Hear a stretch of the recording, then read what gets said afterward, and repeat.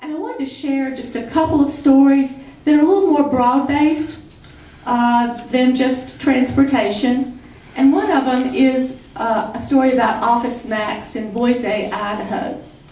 It turns out, I didn't know this until I did some research for this talk, but about 50% of our recycled paper is sent overseas for sorting before it's processed. And Boise Incorporated, which was a paper mill, is a paper mill in Boise, Idaho, talked to Office Max about this, and they said, you know, we're shipping all this paper over so it can be separated and then, you know, recycled and processed and recycled. Let's see what we can do here locally. So they, Office Max coordinated, and they identified some of the local companies who had recycling programs and really had an interest in sustainability. Then Boise Incorporated coordinated with those companies, and they began to develop their own recycling program where they had people in the area to go through the paper, sort it, and then they brought it to Boise, the paper mill. They de-inked it, they processed it. So what it did was it created jobs in Boise. It saved shipment costs of transporting those paper products overseas to be recycled, and it really gave the community more of a sense of purpose. And another example that's kind of dear to my heart, because my son shared this example with me, although he didn't call it sustainability. Some of you may be aware of Vermeer. It's a manufacturing company. They have an industrial component, and they also have an agricultural sector.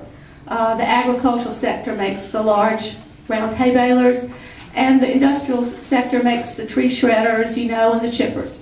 My son is an engineer with that company. So they had a strong interest in cotton stalks. After the cotton was picked and processed, they thought, well, the stalks are going to waste. And India is a very big cotton producer, but they're beginning to use their stalks for fuel.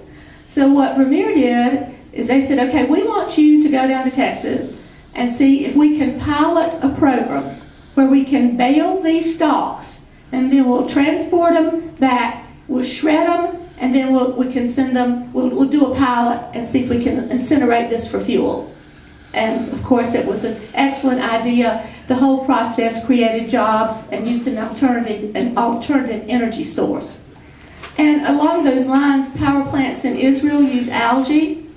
So they use algae, but algae, when algae burns, it produces CO2. So what they're doing is they're trapping the CO2, putting it right over the algae beds, because plants use CO2 to grow. So it's a cyclical process, and it's a strong example of sustainability.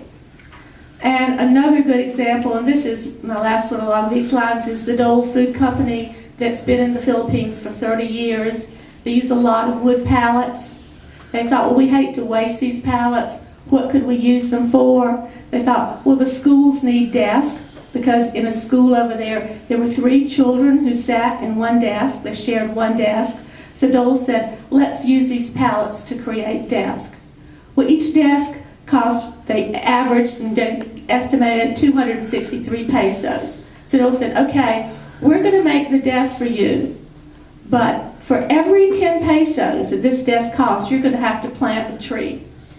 So Dole paid for the seedlings, but then again, this is the labor part of it. They shared the seedlings with people in the Philippines community. They planted the seedlings in nurseries, and then as they grew and grew, harvested them. So there was a real community focus to this. It was, number 1, education, number 2, resource conservation, economics. So that's really what sustainability is about.